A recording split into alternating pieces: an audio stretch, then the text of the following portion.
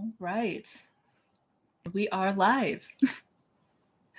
Welcome for those of you who are here watching this live. And for those of you who are watching this after the recording, please enjoy. And thank you for being here for another Neville Goddard lecture video in my Neville lecture series. Today, we're going to be continuing off where we left off yesterday in part one of Neville's lecture, Facts Overrule the World. Facts Overflow the World.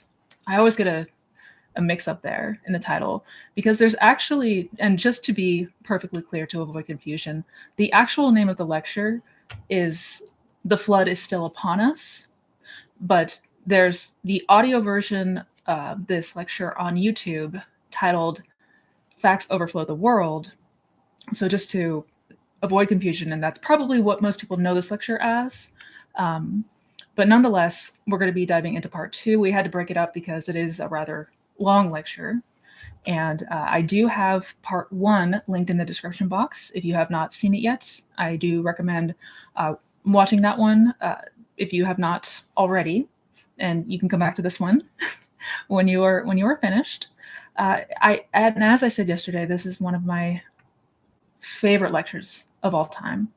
Definitely within the top 5, even in the top 3, because today we're going to be delving into a lot of the deeper aspects of consciousness and the more esoteric parts of these teachings. We're going to be talking about concepts such as worlds within worlds, also known in this community as quantum leaping. We're going to be talking about the concept of death and life after death, essentially. There's a lot still to cover. Like I said, yesterday we just got through about half of the lecture. And definitely make sure you watch the video if you have not seen it yet. Just to kind of quickly recap, yesterday we talked about the flood, in this case, is all of the facts that we are inundated with. And Neville is breaking down the story of Noah's Ark in the Bible. And when he's speaking of the flood, he's speaking about the story of Noah and the ark. The flood are all of the facts that we perceive in our day-to-day, things that we receive from news outlets, friends and family, just getting constantly bombarded by these perceptions, and we're ultimately finding ourselves at the mercy of them. And Neville is trying to teach us in this lecture how to penetrate those facts, utilizing your imagination, your creative power. He shared the story from the Bible of Esau and Jacob, the sons of Isaac. And just to be clear, because I'm not sure if I broke that down yesterday clear enough, the story of Esau and Jacob is essentially representation of the importance of feeling your desire. Esau is a representation of your logic and reason and your senses. Jacob is a representation of your desires. So essentially, and Isaac is a representation of you. Isaac the father, who is blind, essentially. So you cannot distinguish or see your desires in practicality. So the point of the story is that Jacob ultimately received the blessing, the desires, because he was felt through Isaac to be real. That's in a very, very short nutshell, but I wanted to make sure to clarify that point because I think yesterday some people may have still had some confusion. I will be doing a video about that story because, again, that is one that Neville references often because it points to the importance of feeling the desired state in imagination. But I want to continue where we left off and just have a continuation from there. I will be going through and highlighting the important points. We'll be doing a read through where I'll be sharing the screen and then toggling back and forth where I will be sort of going back over and translating, so to speak, and then breaking down these passages and the message that Neville is trying to convey. Because as I mention, and as the whole point of this series, is for people to have a better understanding of Neville's teachings directly. I know that he can be difficult to understand. I know that he can be difficult to really comprehend and digest. So this is a way that I'm trying to help others really get that grasp and hear the messages and understand the messages that Neville was trying to convey. But without further ado, let's go ahead and start the screen. Let me just make sure I'm at the spot I need to be in. 2 moments.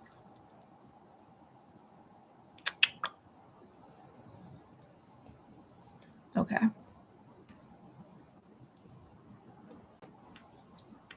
All right. Also, if you want to read along or if you want to check out the audio lecture, I also have links to both of those down in the description box. So if you want to go back over and, go into more depth on your own time, please, by all means, do so. Again, it is an incredible lecture.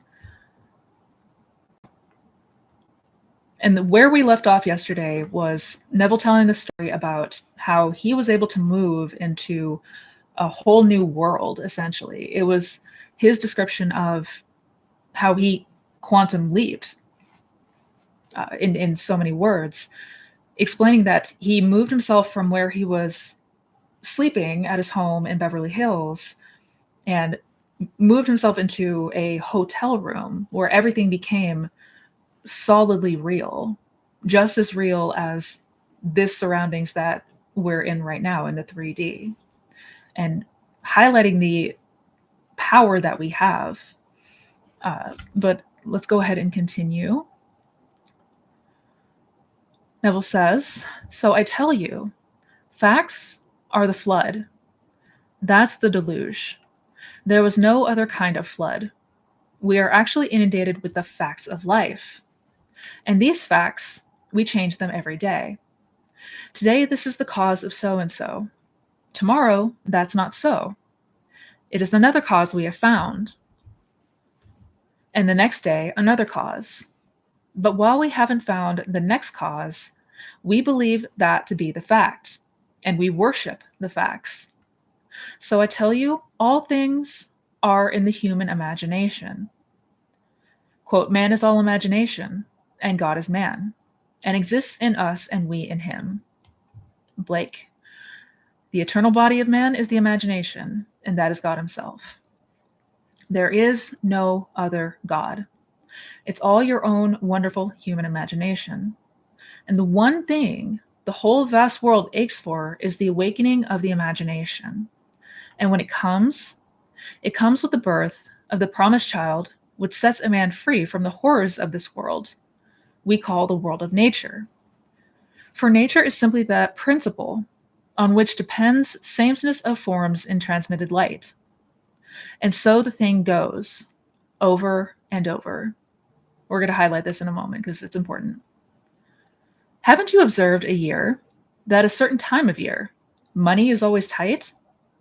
All of a sudden it flows, and then at a certain time of the year, it stops. Why? It's a habit. It's a transmitted state. You fix that fact in your mind's eye. And if you got $50,000 today, and say it's the month of December when money is always tight, you are going to loan the money out or give it away before December comes by. So when it comes by, you are going to be tight again. It is a peculiar, I would say, slavery, this thing called nature, in the sameness of forms in transmitted light. So what Neville is trying to say here, the world of nature, also the world of Caesar, as he sometimes calls it, he's talking about the 3D world here. And what we're going to notice is patterns. He's given an example here about, do you notice that at certain times of the year, money's more tight, or at certain times of the day, something always happens? Or like he's trying to say that the sameness of form and transmitted light is that we are constantly manifesting the same thing due to our habits, due to our beliefs that this is how life works. This is how it is. So whatever the assumption is, we're going to see that continue in the sameness of form. And it goes over and over, and that's how we get stuck in patterns. So habits become transmitted states that are regularly visited, constantly frequented, or returned to. And what we want to, the objective in this practice is learning to disrupt those patterns and penetrate those facts through the use of imagination. Let's continue.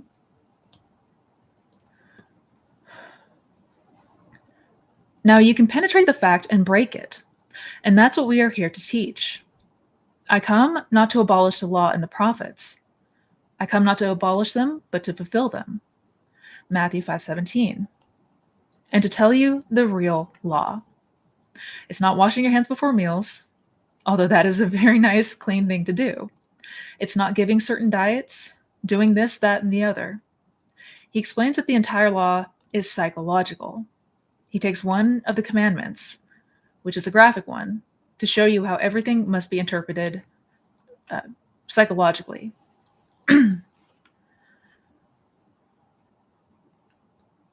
He said, "You have heard it said of old, you shall not commit adultery. But I say unto you, any man who looks lustfully upon a woman has already committed the act in his heart with her."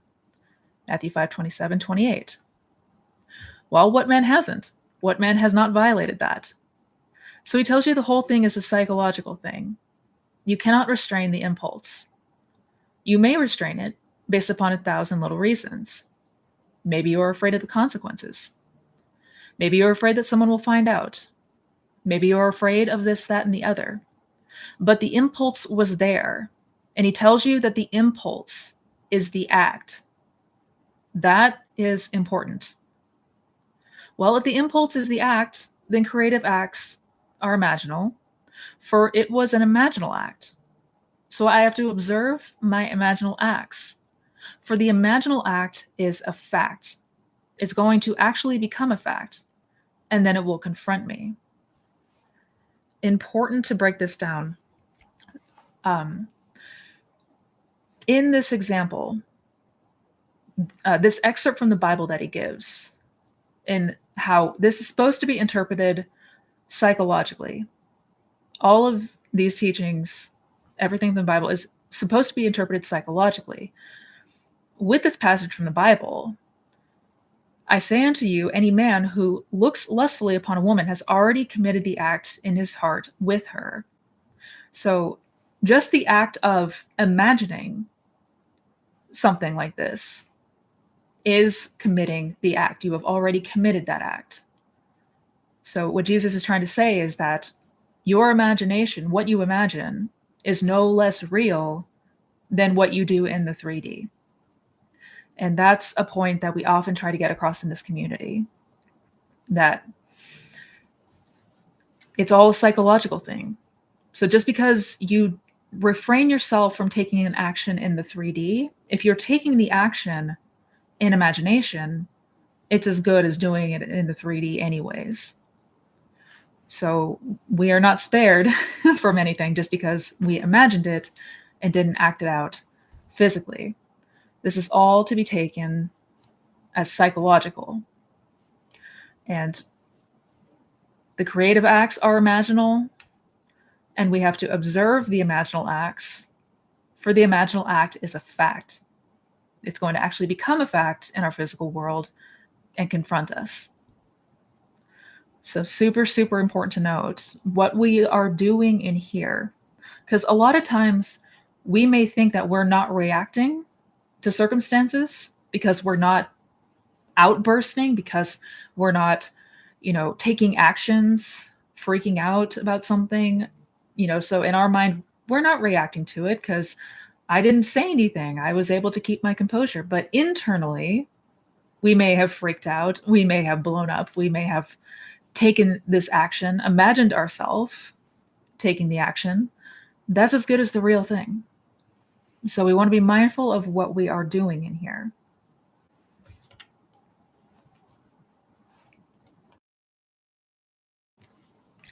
Grab a sip of water. He's going to go on to tell a story. There was a lady in San Francisco. She said, "My brother," and she said to me, "I think he's innocent, but I do not know the facts of the case. But he was given 6 months of hard labor. He is in the army, and I don't think my brother should get 6 months hard labor in the army." I said, "You want him out?" She said, "I certainly do." I said, "I tell you what, you may try it so that you may give all praise to yourself and not to me. You do it." "Well, what must I do?" "If he was out, would he come home?" "Oh, yes, he'd come straight to my place." "All right. And if he came to your place, what would you do?" "Well," she said, "I would throw my arms around him and kiss him, feel him." I said, "All right, do that. When you get home tonight, sit where you would normally sit and just imagine that your brother is there and that you have thrown your arms around him and you're holding him and hugging him and kissing him." The next Sunday morning in my meeting in San Francisco, that woman could rise and tell this story. She said, "I went home and I imagined I heard the doorbell ring, and the doorbell is downstairs. I have to run down one flight of stairs to answer the door. So I heard it ring and ran downstairs, and I flung the doors open, and here stood my brother. I went back upstairs. There was no brother, but I did it so vividly that it was almost like a disappointment that I didn't actually see him standing there because it seemed so real to me." That part's important. Note that. She goes on, "Well, a few days later, she was sitting upstairs and the doorbell rang. She said, 'I almost broke my neck to get downstairs. I knew what was going to happen.' And she threw the door open, and here was her brother. She stood up in the audience and told that story to the thousands who were present that Sunday morning. They all saw her. No one, I presume, would go and verify it. I trust her, implicitly. If she lied to me, then it's entirely up to her. But I am convinced the whole thing was true. I don't check on you. I believe you when you tell me it happened. But the one thing is practice. We are the operant power, and the flood is on. Let no one tell you that the flood is over. And the flood is deeper and deeper, because we are more and more inclined for facts, the facts of life. Do you want the facts? Well, you had better make the prison walls all the thicker. But learn how to penetrate the facts." So, a couple things here that I want to note, and it's important to highlight. First off, that is an incredible story. The woman whose brother was in the army, and she desperately wanted him out of the army. I guess from the sounds of it, he got in trouble for something, and he was sentenced to hard labor for 6 months, so she wanted him out. She imagined running down the stairs after hearing the doorbell and seeing her brother at the door. That was her imaginal act, and she felt it so real that she heard the doorbell in her mind. She actually jumped up and ran down the stairs and checked and was disappointed that he was not standing there. Because in her mind, it felt so real that it was a jarring sense for her. And this is the distinguishing factor. When we talk about using your imagination, we want to imagine to the point where it feels real. And that doesn't mean that it has to be a vivid and crystal clear image. Doesn't mean that it has to be as solid as this room that we're sitting in. But we want it to feel real. We want it to feel like this is happening in present time, in this moment. Because that is what leaves impressions. That is what the subconscious accepts. Whatever is felt to be true and real is what is accepted subconsciously and thus ultimately expressed. And because she was able to imagine to that degree of intensity, and it felt so real, a few days later, her brother did show up. But I wanted to make that note because oftentimes, and I've made videos talking about this, but we're not feeling it to the degree of realness and naturalness that we would need to accept it subconsciously. Basically, for a lot of us, it still feels like we're lying to ourselves, or it feels like we're just fantasizing and that it's fake. And that gets rejected subconsciously. So feeling is truly the secret. Truly the secret. But let's continue.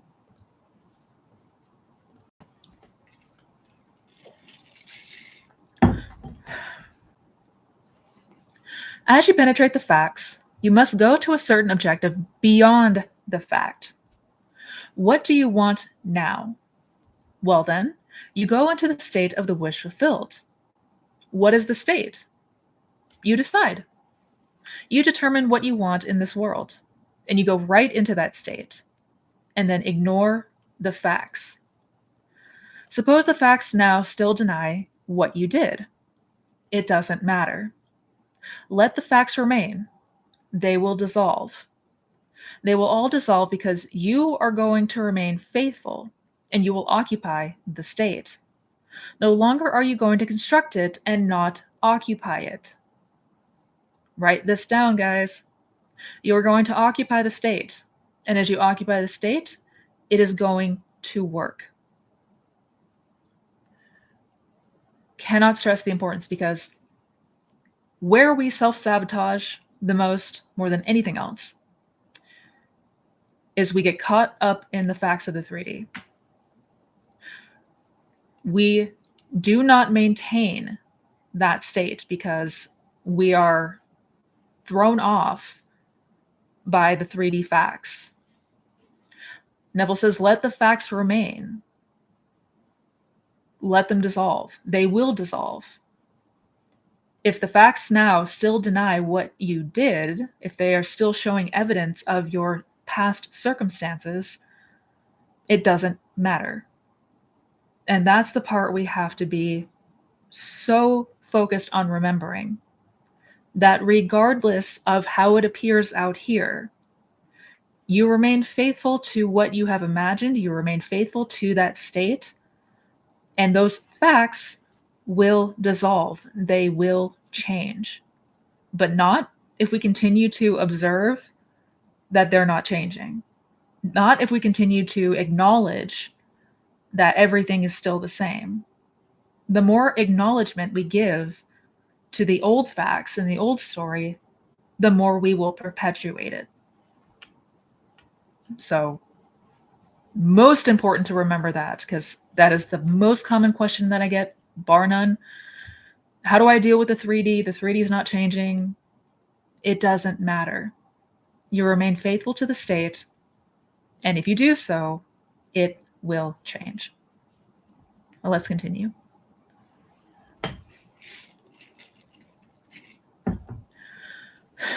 You can do that with a job. A friend of mine in New York City, he came from out west. He was an engineer, and he said, Neville, I want more money and I want more responsibility. On Madison Avenue, they do international work. They build bridges, they build dams, they build things all over the world. And I would like a job that would send me away because I could get 3 times the salary. I said, well, now, go to the place and see where you would sit if you got the job there. Before they send you off, you would work in the home office first, wouldn't you? He said, I think so. Neville says, well, go up there and just take a look. He walked into the place, picked out the desk, picked out the place, and then he assumed when he got back home, he was seated at the desk and that it was his job, and that he named the sum of money, which was a considerable sum of money. He and his wife and daughter used to come to my meetings. Within a month, he was in that job. And within 2 weeks, he was on his way to the Near East, building bridges. Now, this is where we're going to take a turn into the topic of death. Now, naturally, this is a heavy topic. It can feel triggering for some. So if you are feeling particularly sensitive, You can come back to this later, or you can skip ahead, but it is important to have the understanding about death, or what we perceive of it, because, well, Neville's going to explain here in just a moment. Unfortunately, in a way, he did not live long. He was a young man, but in about 3 years, he was gone. He had a heart attack, and he was gone. But he would have gone anyway, whether he was here or there, for we come on time and we go on time. But at least, before he departed this world, he found the principle, which he will carry with him into the next world, for there is no death. He is restored to life in a world just like this, clothed in a body just like this, only young. Young as he was then, he'll be younger, but he has at least the memory of what he did to get what he wanted, and it worked. So now he goes with the principle in his mind's eye. So when you tell me of your dreams, and that you in your dreams are applying this principle, like the lady tonight, she is here. She told me her dream. I asked her to write it out for me. But right in the dream, she is actually discussing with others this principle of imagining, and how you imagine a certain state and you produce it in this world. And that there is nothing in this world that dies. All things are restored to life. And she is carrying on this conversation in her dream. Well, that's most flattering and very thrilling, when you can carry it beyond into what the world would tell you is a state where you are not in control of vision, that you are simply the slave of vision rather than its master. You don't direct it, you simply follow it. Well, she didn't follow it, she directed the vision.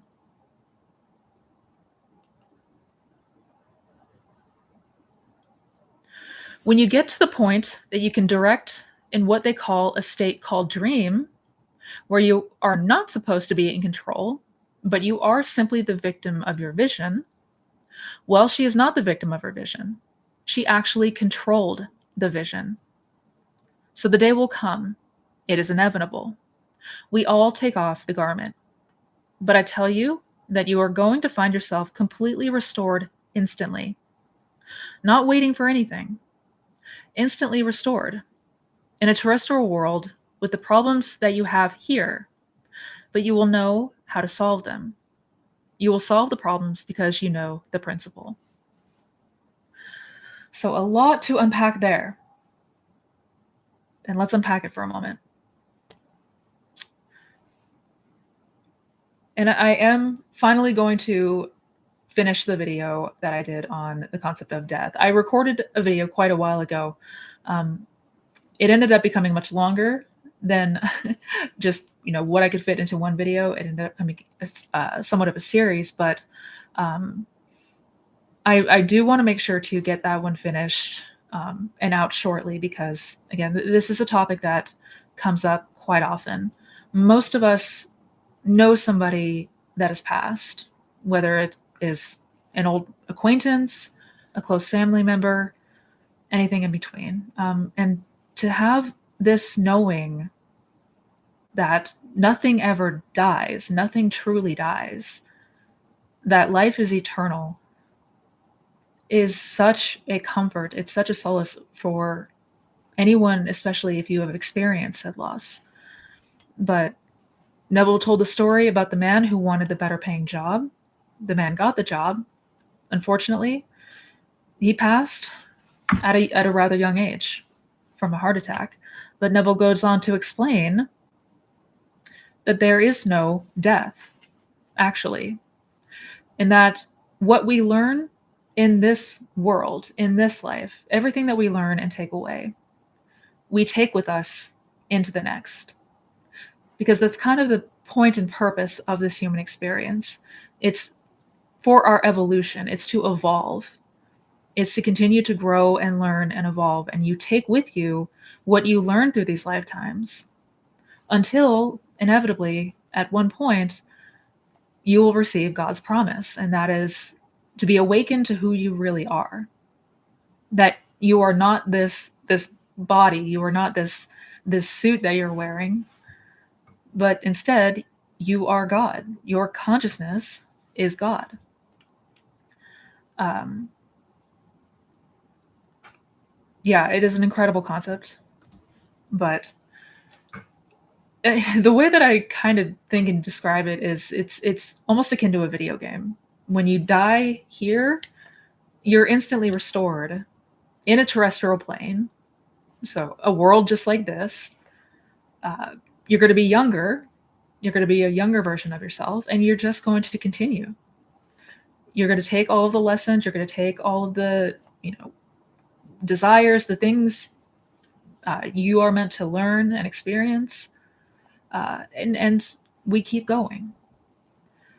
He also talked about,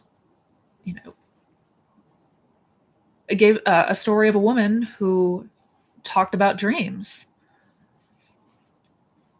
In your dreams, in her dreams, she was applying this principle. She was explaining to people the law. And Neville says it's very thrilling when you can carry things beyond into, when you can start to carry things with you into dream, when you can start to control the dream. That is in a very exciting time, because most of us here are a slave to the vision, our vision, rather than its master. Basically, most of us here are at the mercy of our circumstance and everything happening outside of us. But when you can take control in a dream, when you can take control and really direct where you want things to go and make them go there, you are the master of your fate. But let's go ahead and continue.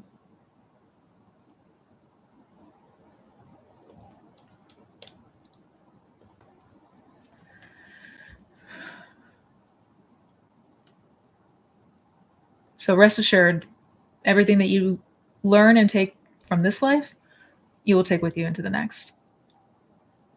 So the flood is on. The whole Bible, from beginning to end, is contemporary. Jesus is not something that died. He is something that lives within man, and he is dwelling in man.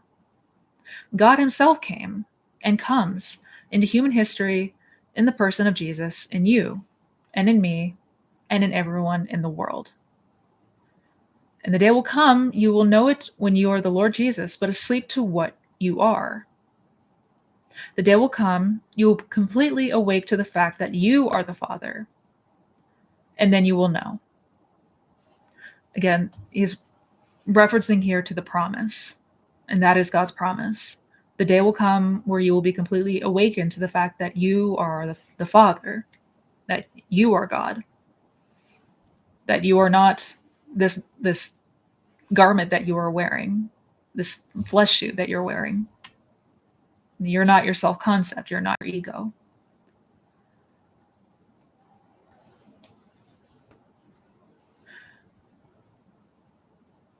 I've been asked, why do you express it all the time? This is important. It is so important. The Father is the most important part of Scripture. The most important part of Scripture. Oh, I can have all the power in the world and yet not know I am God.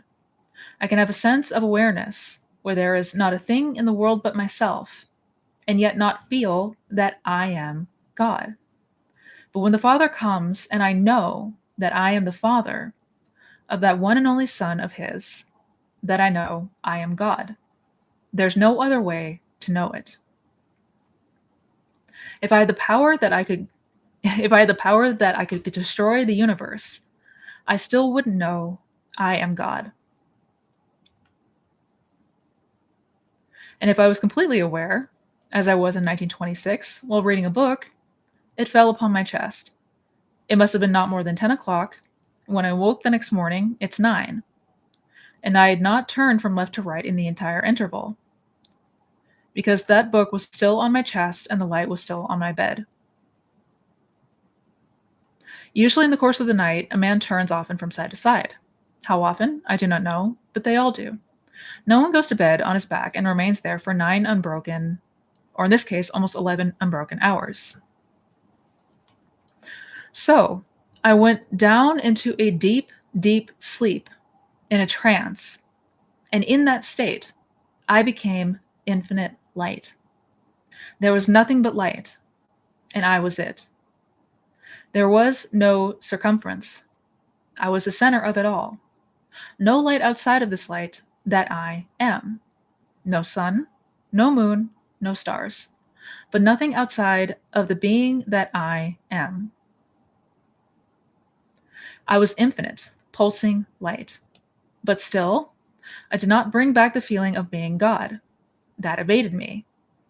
But when you see his son, and that son calls you Father, then you know. And there is no doubt in your mind as to who you are. That's why I say is the most important part of Scripture. And yet it's the one thing that people will question me on. Why do you emphasize it? Why do you repeat it over and over? Because it's the one thing in the world that you will one day experience, which will convince you that you are God. Not a thing in the world will convince you outside of that. So I want to break this down, because I know that was a lot. So what Neville is referencing here, the point that he comes back to often, the point that he would often repeat, is that I am God. And everyone will awaken at some point, someday, to the fact that they are God. He gave an example of a story where he had a vision where he became infinite light. He became the source of all that is. But even that, he was not able to bring back the feeling of being God. But when you see his son, and in this case, he's referencing the promise. He's talking about the promise. One of the visions of the promise is that you will see David, who will call you the Father. And it's then that you will come to know that you are God. And when I say you, I don't mean the ego you. I don't mean the small you. I mean your consciousness, your awareness of being. That I am. That is God. So you will come to experience that when David calls you Father in that vision. And there's no doubt in your mind at that point. But until then, not a thing in the world will convince you. And I want to really emphasize that part because it's absolutely true. We hear all the time that you are the God of your reality. You are God who created reality. But the vast majority of us don't believe it. I mean, not at the unwavering, convinced level. It's a nice thought. Maybe we want that to be true. We want to believe it. Neville's saying here, don't worry if it is something that you are not convinced of yet, because not a thing in the world will convince you outside of experiencing the promise. But let's go ahead and continue.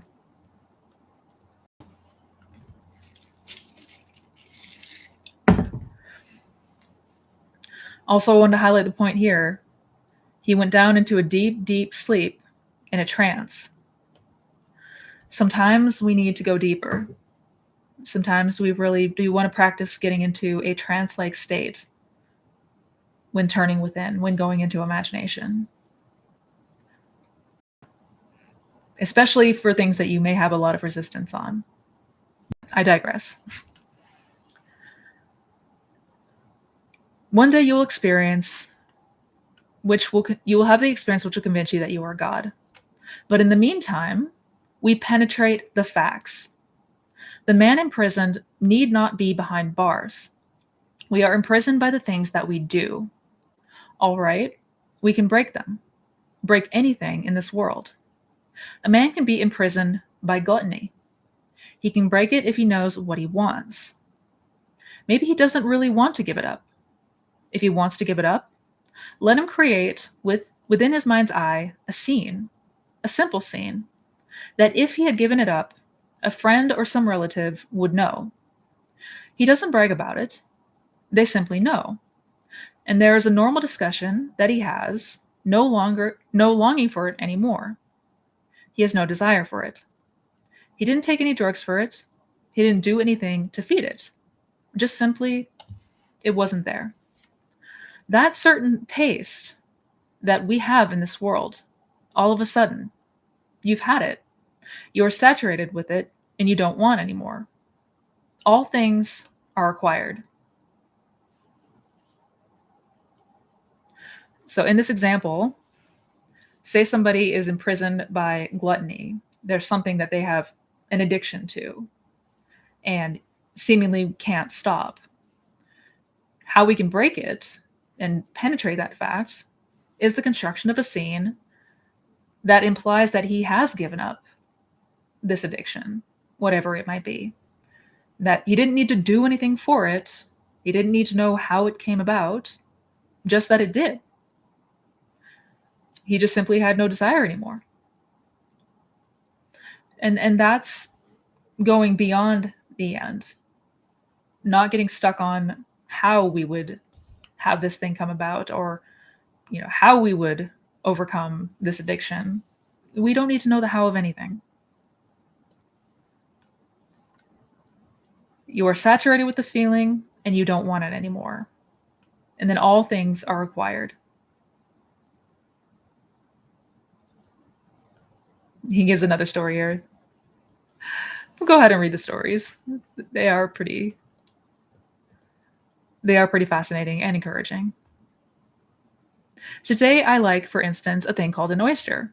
I love them, especially those lovely Eastern oysters. But the first time I had an oyster, I thought I would die. I was a small boy. I must have been about 9 or 10, and I went down to the Virgin Islands, St. Thomas, St. John, and Santa Cruz. And my mother said to me, "Now, Neville, you are going to a strange place, and they speak Dansk. You don't understand the language, but you'll get by. You are going to a boarding house where there may be 20 or 25 boarding. You will all sit at one big table together. Now you are a boy, and you do not know their habits, so watch what the lady does, and whatever she does, you do it." I sat down at the table, and here was this plate of oysters. I had never seen oysters in my life before, and then all the little things before it. I saw this lady take a little fork from the side, so I picked up my fork, and then she took a little horseradish, something else, did all these things to it. And then she stuck it into the oyster and dipped it into all that she had done. She closed her eyes and ate it as though she had honey in her mouth. I expected the same thing, so I did the same thing. And when I got that thing in my mouth, Lord, it wouldn't go down, and I couldn't bring it up. So here it stuck. But the funny part about it, I not only had one, I looked down to find there were 5 others, and they had to go down. Well, that was my introduction to oysters. But now today, I love them. I have acquired taste for oysters. The first time I had a drink, I could tell anyone that it was something like honey to me. I can't tell anyone that it was something like honey to me, but I acquired the taste. And today, I fairly enjoy a drink. I try not to go beyond a certain point, because I want to keep my faculties alive. But I enjoy a drink. I've tried and tried and tried to acquire a taste for smoking, but I can't. Therefore, I gave that up after I tried it for about 6 months, and I couldn't do it. I was then only 21 or 22, and I couldn't seem to enjoy a cigarette, a cigar, or anything. It made me sick. So I gave it up. I never acquired it. But all the other things we have acquired. We don't come into the world with these tastes. We acquire these tastes. You can acquire the taste of living in comfort. You can acquire the taste of living as a gentleman or a lady. Acquire the taste. If you want to actually live like a lady, live like a gentleman, with no pressure to pay the rent, no pressure to do these things, all right, assume that you are that lady. You are that gentleman. Penetrate the facts. The facts tell you that you are not, that you don't have it. Penetrate the facts and live in the state as though you had it. And may I tell you from experience, you will have it. You will actually have it. Don't ask me how. The ways and means are contained within the state that you enter. So you enter a state. It contains all that is necessary to externalize that state. This is so important. So pick out your state, a lovely state, and go right into that state and dwell in it. I call that occupying the state and thinking from it instead of thinking of it. Just as you now think from your present state with all the facts around you to anchor you into it. Get into another state, all in your imagination, and the facts will appear to anchor you into that state. And the day you tire of it, you can get out of it and go into another state. You know, when you move into a new home or new city, you have to actually adjust yourself to it. Well, you are the pilgrim passing through unnumbered states. The states remain, but you, the pilgrim, pass through them, like a traveler passing through a city. The city remains, but you, the traveler, pass through it. So you go right into another city. You don't rub out the state. Poverty remains a state when a man who was once poor moves out of it.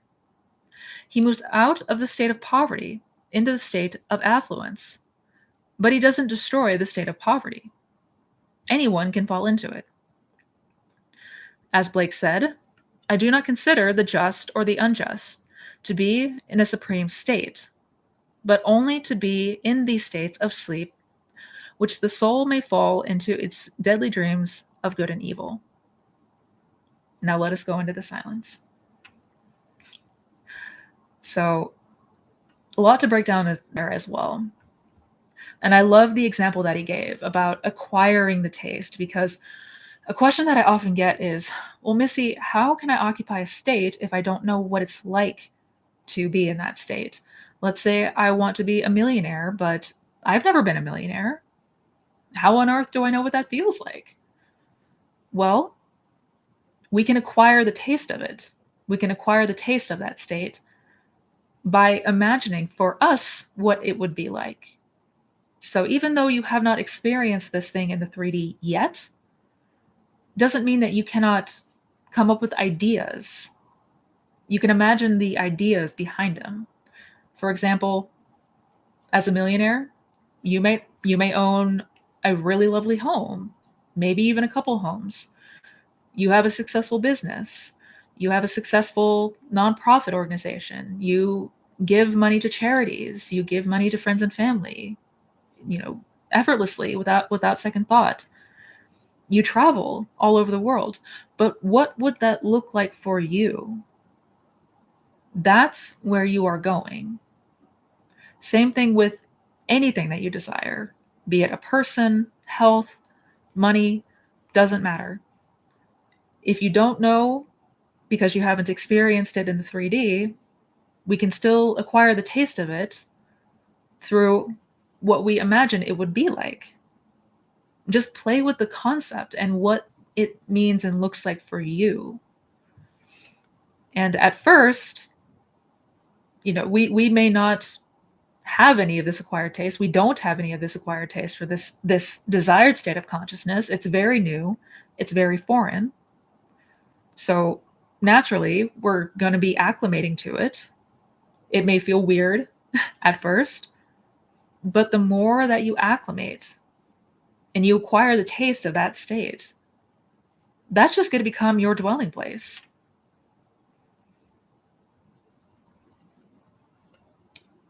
Where's the point that I made here? When you enter a state, that state contains all that is necessary to externalize that state. This is why you don't ask how. You don't need to know how. You don't need to know the ways and means that things are going to come about, because when you enter a state, it already contains everything that is necessary to externalize that state. Just like a seed already contains all of the instructions on how to grow into a tree or a flower or whatever. That seed already knows what to do. It's already contained. There's nothing that we need to work on or figure out or fixate as far as the means of getting this end. You just go to this state in imagination where it is already yours. You don't have to worry about a thing. It's already yours. How does that feel? What does that look like? That is how we penetrate the facts of this world. But we have to remember to go beyond it. We have to not limit what we imagine only to what we are experiencing in the 3D. We need to not let our fears and beliefs and assumptions limit us from going to that state by thinking that it's not even possible, or fear of what if this doesn't happen, fear of the unknown. Do not let your fears and doubts keep you from moving into that state, because that is how we penetrate the facts. Quite simple. And as Neville gave, as some examples in this lecture, especially his ability to move into a whole other world entirely, your imagination is your power. Like that is reality. That is your power. That is everything. We can experience anything we want through our imagination. We don't have the limitations here that we are perceiving out here. So that was Neville's lecture, The Facts Overflow the World, are also known as The Flood is Still Upon Us. Again, if you want to go back over the lecture, listen to it in Neville's voice, or check out part 1 of this lecture, all of that is in the description box below. And I thank you guys so much for being here. And I hope you always remember going forward to penetrate the facts. Even though we're being inundated by them, do not let yourself be deterred. Much love to each and every one of you. Take care. Until next time. Bye, guys.